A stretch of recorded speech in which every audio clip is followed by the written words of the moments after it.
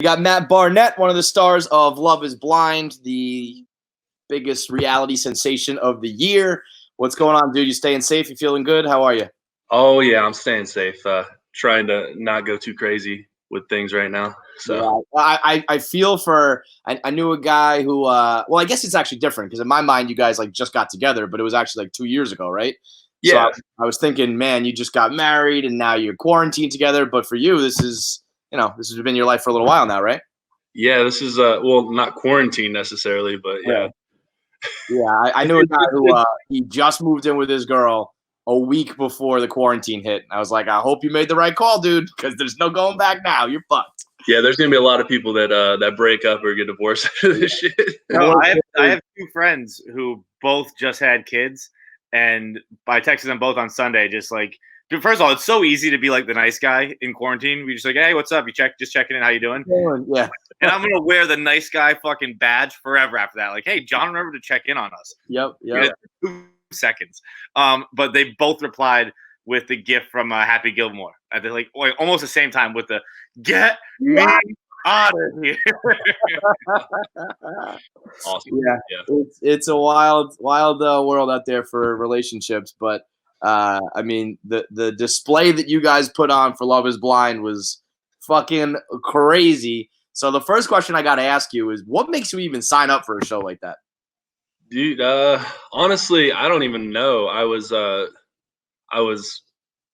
just in a place where I was willing to do anything just for whatever. I was kind of just enjoying my my life as a single guy, and then I was like, I don't like it anymore, and I guess I was like, oh, maybe I'll get married after this. I don't know. That's one way to go about it, I guess. Some people I wasn't planning to get married. I wasn't like it was like a 1% chance I'll find somebody and get married after this. But it was like the experience is going to be awesome. I mean, I don't know. I never thought about going on reality TV. That was kind of, but it popped into my inbox one day and I was just like, why not? I can't imagine. You're a real hot or cold guy, huh? Like, I'm tired of being single. Let's do arranged marriage. I just thought it would be a fun experience. I didn't think I'd marry anybody. So yeah, I feel like the contestants or what, I don't know, participants, the producers, I don't think anybody thought that there would be like six marriages, at least, on the table at first. There were 8 proposals, I think, overall. That's crazy. Out of you guys, 30 people. You're all crazy people, right? Yeah, no, I know. I knew that going into it. Like, I think most people know I'm pretty crazy. So, yeah, I mean, I feel like they did a good job of kind of like everybody kind of had their own role, like their stereotypical role, if you will. And I feel like you kind of were just, to me, like the average normal dude. Like everything that you were going through or saying out loud or feeling, I was kind of like, been there. Yep. Go off, King. And so I feel like you represented for like the normal guy who's just totally confused, doesn't know what the fuck's going on, and is just trying to like make it out alive. Dude, honestly, like I was so surprised on like how quickly people were like falling in love and shit. And I was like, what the fuck? Like I'm still trying to date these people and figure out who I want to marry. It's like, do I even want to get married? Like, who am I gonna end up with after all this? And I was like, you think that like before, like this is the person I'm gonna marry. I'm like, what? What are you doing? Did that force you? Did that like change your outlook? Like, do you think you ended up doing it because like other people were driving you that way? No, I don't think that was what drove me to it. I think it was just, I was taking my time and I was waiting. Like I knew that there was a time limit on it. And if I was going to get engaged to somebody, I was like, I'm not going to sit here and jump into anything and not like we only have I think it was 10 days or whatever. And I'm like, I'm not going to sit here and not give everybody the same opportunity and see kind of where my life would go with everybody. And I feel like people just like, if people had their people that they just clicked with them, mm-hmm. That was the person they were set on for life. And I'm like, I'm not ready to do that yet. Like, yeah, I envy that ability to click with someone and be like, all right, that's it. Because we were saying before, I was like, if I tell you I love you, you should lock me in a room and never let me meet anybody else ever again. Because I'm so easily influenced. I'm so quick to be like, well, hang on, I like right now I'm in love with a television character.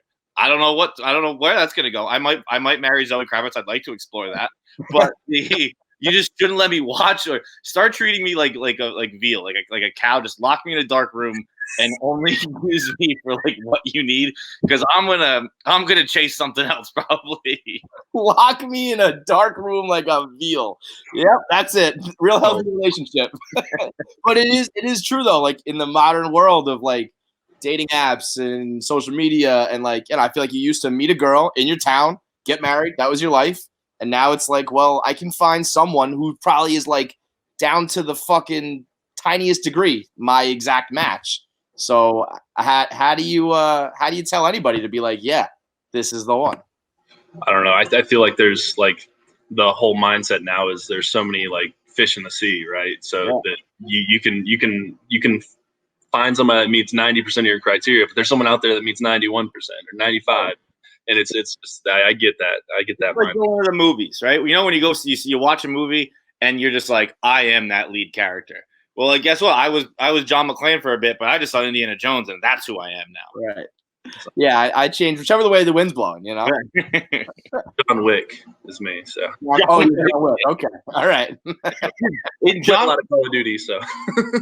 I love when anyone brings up John Wick, because John Wick 3, they had the best action scene I've ever seen in my life. That dog scene with him and Halle Berry. Oh, dude, that was not get enough praise at all. So awesome. I wish my dog could do that. Wish my dog was biting dicks. So when you watch it back, do you feel like you dodged a pretty big bullet there, Barnett? Oh gosh, I don't want to say that I dodged a bullet, but I might have dodged something like that. Maybe a really fast thrown rock or something. Yeah, I mean, that was probably awkward for everyone to watch back, but I imagine Did more. you watch it back? Did I watch it? Yeah. Yeah, I watched the whole thing. A lot of things came out that I wasn't expecting, so I didn't know I was talked about so much behind closed doors or in interviews. You were a hot commodity, bro. You were a piece. Yeah, made me feel like it.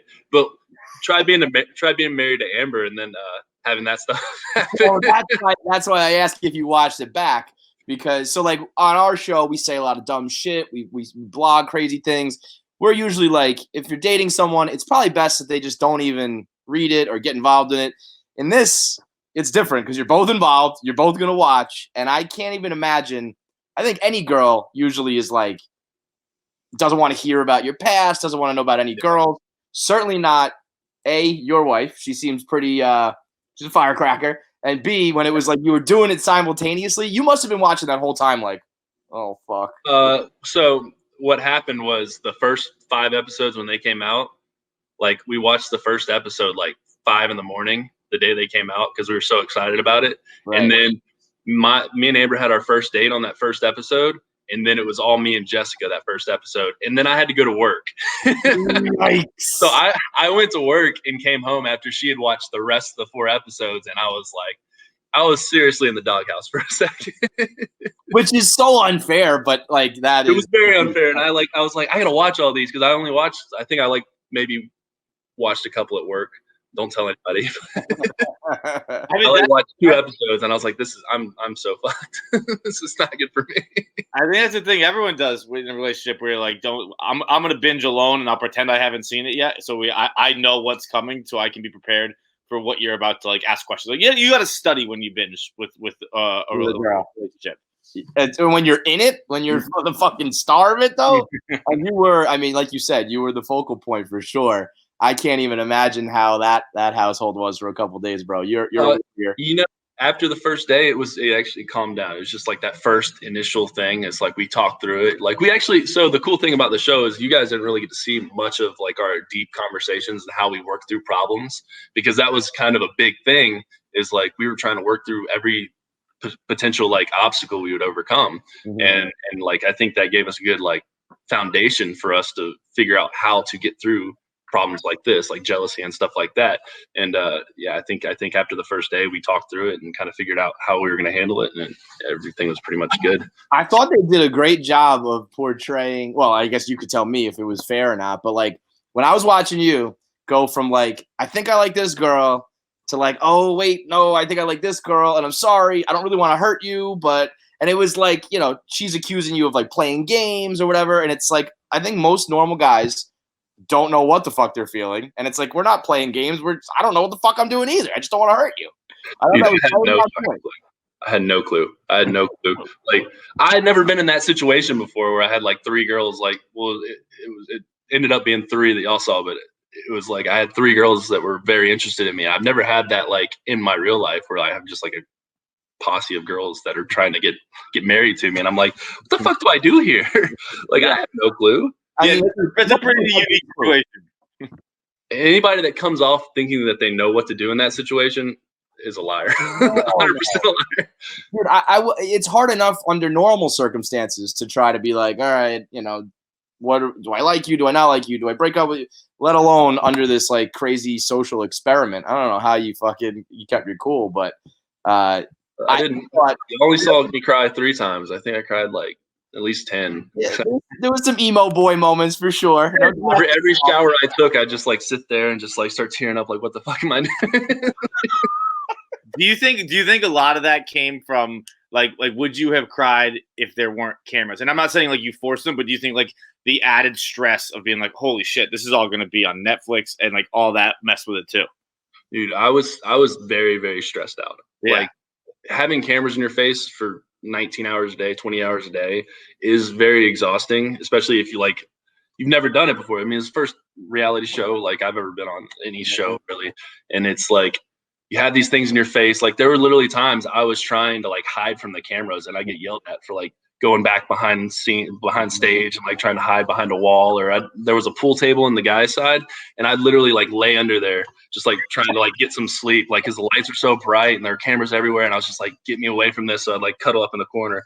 Dude, like, I get anxiety when I'm at a bar and someone says, hey, let's take a picture, let alone when like there are cameras going 20 hours straight recording watching like your game and your like how you act with girls and your most like vulnerable moments and shit like that. It's not even like, you know, yeah, I'm on a reality show and we're doing like competitions. It's like I'm on a reality show crying and talking about love and all that kind of shit. That's fucking a lot right there. Yeah, it's a lot. Like, so I think initially like it started out as a game for me, and it was kind of like fun to just try to like flirt and do all that stuff, and then when it started getting emotional, I started like not knowing what the hell was going on. So. Well, that's kind of like life, right? It's like the first night at the bar, it's all good, everyone's having fun, and then as soon as like emotions are involved, you're like, oh shit, this is not what I wanted.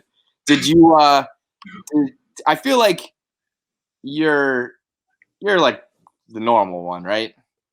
What do you mean? Like everyone else is pretty fucking crazy. I feel like you're like the normal guy. I think everyone's normal in their own sense, but like I think that there were a couple people they cut out of the show because they were too normal. So. Oh yeah. So that was my big question. Is like the main thing I thought as a viewer.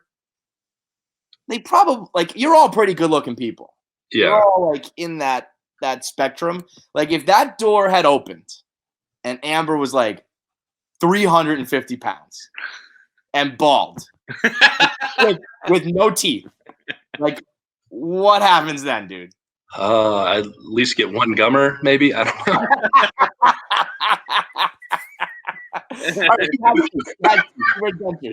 Dude, I feel like, dude, that's something like for some reason in relationships guys have to deal with. Like, would you love me if I blank? And like the answer is always no. No. You gotta be. Yeah, that's would you love me if I lost both arms? I was like, well, I don't want to feed you. That's a whole thing. Like, no, I probably wouldn't if we're being honest. Yeah. sorry, babe. I mean, yeah, I feel like you had to be pretty relieved when that door opened up, though. Dude, I think both me and Amber talked about it, and it was like, yeah, we would have at least gone to the vacation and gotten through that, but like. Yeah, it was going to be quits if you weren't like at least somewhat good looking. I feel like it's very shallow to say, but no, it's not. No, it's not. It's totally fucking normal. Like physical attraction is the first and probably most important thing to start. That's how people choose to start. So it's totally normal. And especially if someone's like I think that happens a lot with like dating apps where people are like, you show up and the person doesn't look at all like their picture. and then like you're rude to leave. Like, oh, you were the liar for misrepresenting yourself. I'm not rude. You were the one rude in the first place. You didn't think you were hideous. You used better looking pictures of you. Trick me. It's all about the angle, man. It really is. You can do a lot with those angles. I've been there a couple times. Yeah.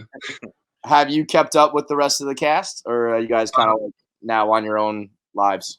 I mean, yeah, for the most part, especially like the main ones that are doing all that we're doing all the press stuff. Like we were all like really close when we were doing all the press stuff, and talking pretty much like every other day, if not every day, just about what's going on in their lives. But overall, we've all had like this group chat that we kind of kept in contact with. That it's kind of it's kind of gone to the side a little bit. But when the show is coming out, it's really good to like catch up with people and see how people are reacting to it and stuff. So. I feel like the world is kind of doing a little Love is Blind experiment right now. Like a lot of people. I mean, yeah, you can probably see them. You're not totally blind, but there's probably a lot of people just texting and talking that like started out and were planning to see each other that haven't. You got any tips for the quarantine world doing Love is Blind? The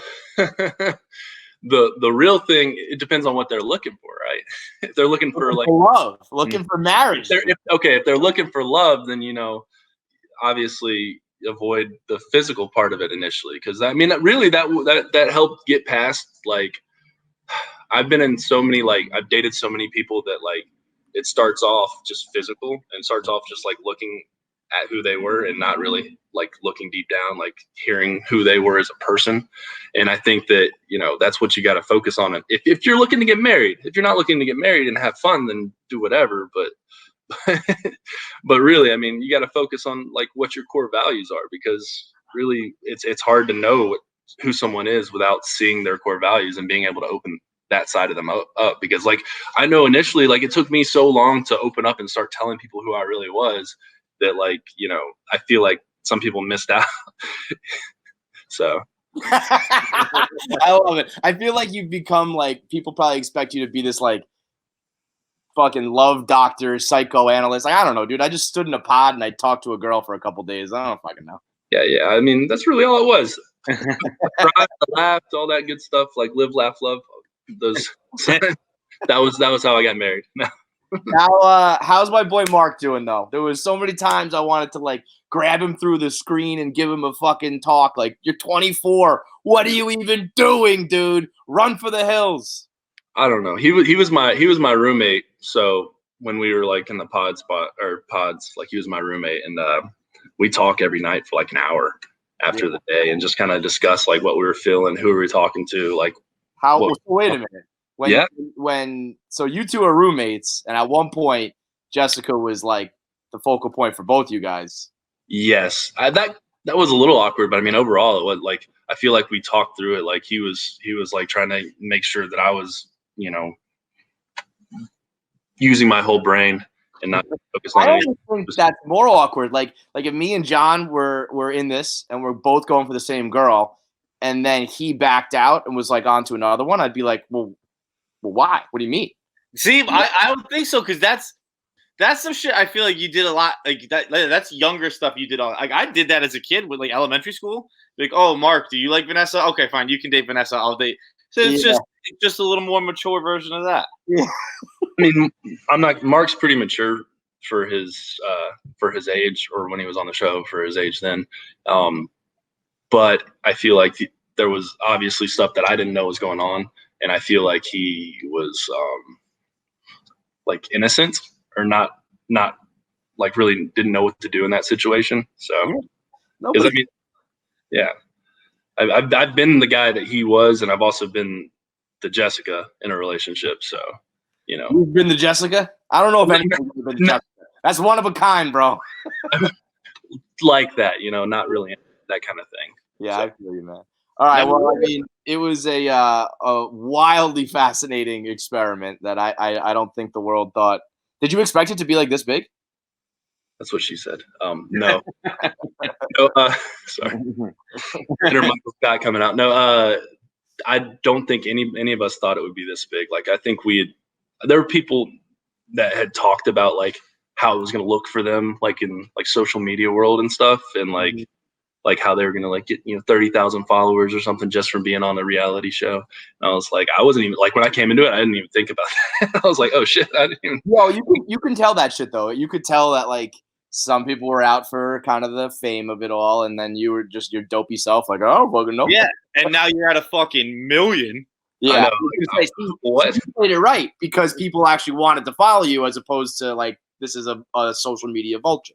Yeah, no, I mean, I don't think like I thought like Married at First Sight. Like it's a show that everybody watches, but there's a million people on it, and it's like oh, people know who I am, but it's not like I'm sitting there like answering direct messages 90 hours of the day, like 46 out of 48 hours of the day. Is there a season 2, by the way, of Love Is Blind? Yeah, are they doing it again? I think they just sent out like a casting call like right before the Corona stuff started, and it was like I think it's in Chicago. So right, I saw that. Shout out to Nick Lachey and his wife though. That was the easiest gig of all time. Dude, they were so much more involved than you guys got to see. I think there was just so much going on for like 25 seconds. they were helping me through like emotional stuff too. Well, not they, but Nick was on the guy's side, and Vanessa was on the girl's side every day. So show that would have been interesting. I would have liked to watch Nick like talk you through it. Dude, after every group of pod dates, like you go and like talk to Nick and see like how did your dates go for the day and stuff like that, and like he'd talk you through like I was like, I'm juggling 5 women right now. I don't know what's going on. And he's like, look, I remember 98 Degrees. I've been there. And yeah. I was doing that, but with Jessica Simpson, dude. Yeah, I get it. Yeah, champagne problems, Barnett. Remember that, brother. Remember that. Yeah, I was lucky, I guess. So. All right, man. We'll let you get back to before we let you go, you're a big Taylor Swift fan. Got to have your top 5. Top 5 what? Taylor Swift songs. Taylor Swift songs? That's so tough. So I'm not like I was a huge fan of the Red album. Red's the best album. Yeah, for sure. Like 22. Like I like the stuff she did with Ed Sheeran. Yeah. Shoot, I do like Blank Spaces a lot. Yeah, that's that. I mean, that's just the automatic number 1 spot. That's a classic. Yeah, are you still working on that ukulele, bro? You playing any Taylor songs? I'm not gonna say I wasn't learning it to pick up chicks, but I will. I'll tell you something, Matt. I have a ukulele for the same reason that I don't know how to play.